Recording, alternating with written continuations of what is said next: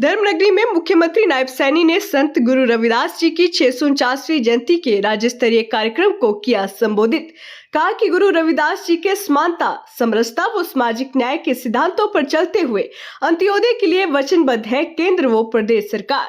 CM बोले, 20 वर्षों से एक स्थान पर रहने वाले अनुसूचित जाति के लोगों को पॉलिसी बनाकर दिया जाएगा मालिकाना हक। धर्मनगरी में मुख्यमंत्री नायब सैनी ने संत गुरु रविदास जी की 649वीं जयंती के राज्य स्तरीय कार्यक्रम को संबोधित करते हुए कहा कि केंद्र व प्रदेश सरकार गुरु रविदास जी के समानता, समरसता व सामाजिक न्याय के सिद्धांतों पर चलते हुए अंत्योदय के लिए वचनबद्ध है। वहीं सीएम बोले, 20 वर्षों से एक स्थान पर रहने वाले अनुसूचित जाति के लोगों को पॉलिसी बनाकर दिया जाएगा मालिकाना हक। दी है जहां पर 124 करोड़ की लागत से गुरु रविदास भवन एवं म्यूजियम बनाया जा रहा है। मैं आशा करता हूं जल्दी ही इसका काम शुरू होगा, जिससे कि पूरे समाज के पूरे हम सबको इसका लाभ मिलेगा। अंत में मैं आप सभी को गुरु रविदास जयंती की पुनः बधाई एवं शुभकामनाएं देता हूं। आज मौसम बहुत खराब था दिल्ली के अंदर भी, और यहाँ पर भी धुंध बहुत थी, जिसके कारण हम सब विलंब आने में देरी हुई, और माननीय मुख्यमंत्री जी को भी आने में देरी हुई। वो भी अभी रास्ते में वो गाड़ी से आ रहे हैं, तो मैं इसके लिए आपसे मैं क्षमा भी चाहता हूं। अंत में यही कहूंगा कि आइए आज इस पावन अवसर पर हम सब गुरु रविदास जी के दिखाए रास्ते पर चलने का संकल्प लें और अपने आप को मानव सेवा के लिए समर्पित करें। धन्यवाद। जय गुरुदेव।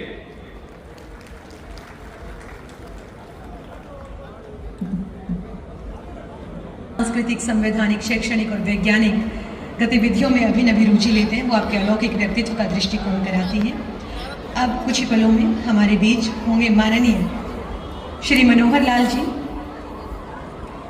मंत्री हरियाणा सरकार, केंद्रीय ऊर्जा, आवासन एवं शहरी मामले मंत्री भारत सरकार। आज के कार्यक्रम के विशिष्ट अतिथि श्री मनोहर लाल जी हमसे वर्चुअल मोड में जुड़ेंगे और अपनी बात रखेंगे, क्योंकि कल देश का बजट आना है, तो व्यस्तताओं के चलते वो यहाँ पर आपके बीच स्क्रीन के माध्यम से आप सभी से जुड़ेंगे और अपना उद्बोधन आप सभी को देंगे। जिन्हें सुनकर लोग भाव विभोर हो जाते थे। उन्होंने अपनी काव्य रचनाओं में सरल और व्यवहारिक भाषा का प्रयोग करके आम जन तक अपने विचार पहुंचाए हैं।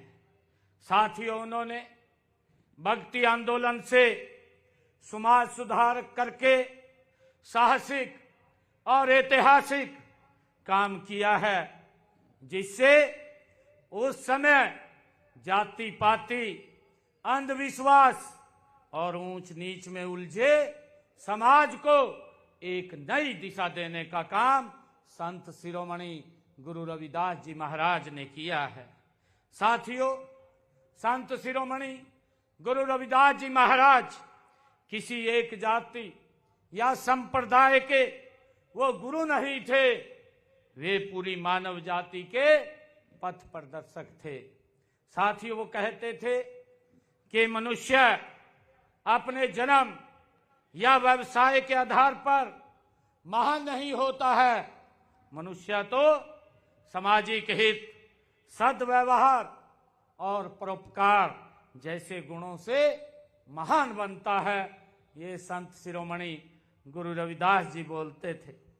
साथियों, संत शिरोमणि गुरु रविदास जी महाराज की समानता व सामाजिक न्याय की यह परिकल्पना कितनी प्रगतिशील है। वे ऐसा राज्य चाहते थे जहां सभी को भरपेट अन्न मिले और जहां पर छोट बड़े में कोई भेदभाव न हो। ऐसा राज्य संत शिरोमणि गुरु रविदास जी महाराज चाहते थे। साथियों, उन्होंने कहा भी है, वो अपनी वाणी से आज भी वह हमारा मार्गदर्शन कर रहे हैं। उन्होंने कहा, ऐसा चाहूं राज में जहां मिले सबन को अन्न, छोट बड़ो सब सम बसे रविदास रहे प्रसन्न।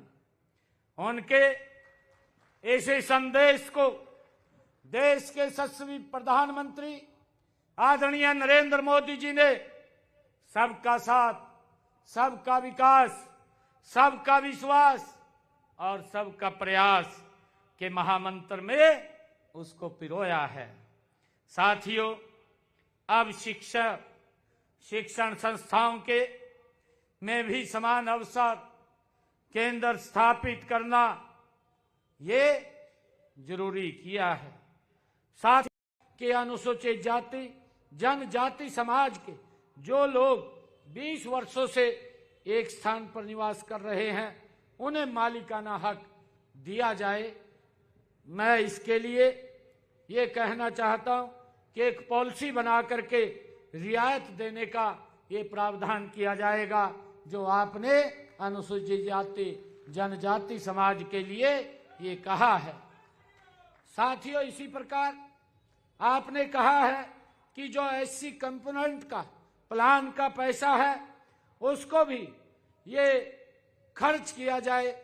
मैं आपको आज ये कहना चाहता हूं कि जो एससी कंपोनेंट प्लान एक्ट से संबंधित आगामी बजट में सेशन में इसका प्रावधान किया जाएगा। साथियों, आपने औद्योगिक व्यावसायिक भवन में भी लंबी लीज की बात कही है। इसके लिए भी HSIDC में एक पॉलिसी बना करके, लीज पॉलिसी बना करके उसमें भी छूट का प्रावधान किया जाएगा। और आपने क्लास 1, क्लास 2 ये पदोन्नति में आरक्षण के संबंध में कहा है, क्योंकि ये कोर्ट के अंदर मामला था। मैं आपको आज यहाँ पर मैं कहना चाहता हूँ कि इसके अनुसार क्रीमी लेयर के जो मापदंड है वो निर्धारित किए जाएंगे, जिसे 31 मार्च 2026 तक पूरा करने की कोशिश की जाएगी। और इस संबंध में आपके द्वारा भी इन सभी मापदंडों को लेकर जो सुझाव दिए जाएंगे उस पर भी विचार किया जाएगा और आरक्षण से संबंधित आगामी कार्रवाई ये की जाएगी। मैं पुनः आप सबको संत शिरोमणि गुरु रविदास जी महाराज की जयंती की बहुत बहुत बधाई देता हूं और गुरु रविदास जी को हमारी यही सच्ची श्रद्धांजलि होगी कि हम मिलकर के इस अवसर पर ये संकल्प लेकर के आगे बढ़े कि बच्चों को शिक्षित करेंगे, जात पात और ऊंच नीच और संप्रदायिकता के भेदभाव को हम खत्म करेंगे। आप सबका बहुत बहुत धन्यवाद इन्हीं शब्दों के साथ। जय हिंद, जय भारत, जय भारत। प्रोग्राम ये तो संत शिरोमणि रविदास जी की जयंती मना रही और संतों की फकीरों की जो जयंती मनानी शुरू करी, ये भारतीय जनता पार्टी ने अपने शासनकाल में सरकारी तौर से मनाने शुरू की। और जबकि देश चलता है संविधान से, लेकिन अपने जो लोग हैं ना वो दुखी ना हो, उनको सुख मिले, वो संतों की वाणी का उनका जाप करने से वो मिलेगा। वैसे तो हिंदुस्तान की जो हमारी सोच है पश्चिम की और पूर्व की, पूर्व के लोग कहते हैं भी काम से आदमी जो काम करता है ना वो काम के लिए करता है। काम और क्रोध आप समझो ना, जैसे काम करता है आदमी, लेकिन जो काम और क्रोध जो है इससे आदमी की शांति नहीं मिलेगी। उससे शांति तो मिलेगी हमारी आत्मा जागृत हो जब उससे।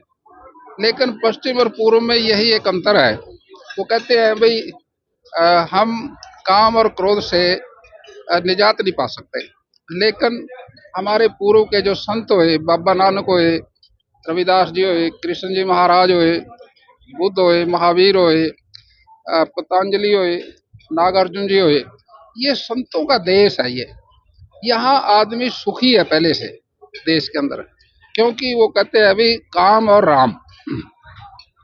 काम के लिए तो बाहर की यात्रा करनी पड़ेगी, कहीं जाना पड़ेगा, और काम का मतलब ये है भाई अगर काम में कोई बाधा डालेगा किसी के तो वहां से क्रोध उत्पन्न हो जाता है, और जब क्रोध उत्पन्न होता है तो फिर नाश होता है।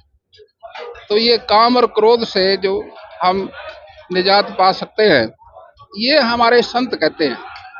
और कृष्ण जी ने तो, महाराज ने तो बड़े स्पष्ट शब्दों में कहा, इस लोक में जिस व्यक्ति ने अपने शरीर को जीत लिया, शरीर पे काबू पा लिया और परमात्मा की बंदगी कर ली, अंतकरण शुद्ध हो गया, वो आदमी योगी है, उसको आनंद ही आनंद है।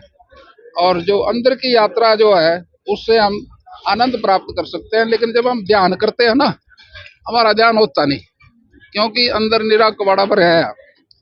अगर हम इसका अभ्यास करें लगातार, तो धीरे धीरे करके आपको अंदर की यात्रा जो है अकेले में करनी पड़ेगी, और उससे आपको आनंद आएगा, सुख आएगा। और बाहर की यात्रा जो करोगे, उससे दुखी रहेगा।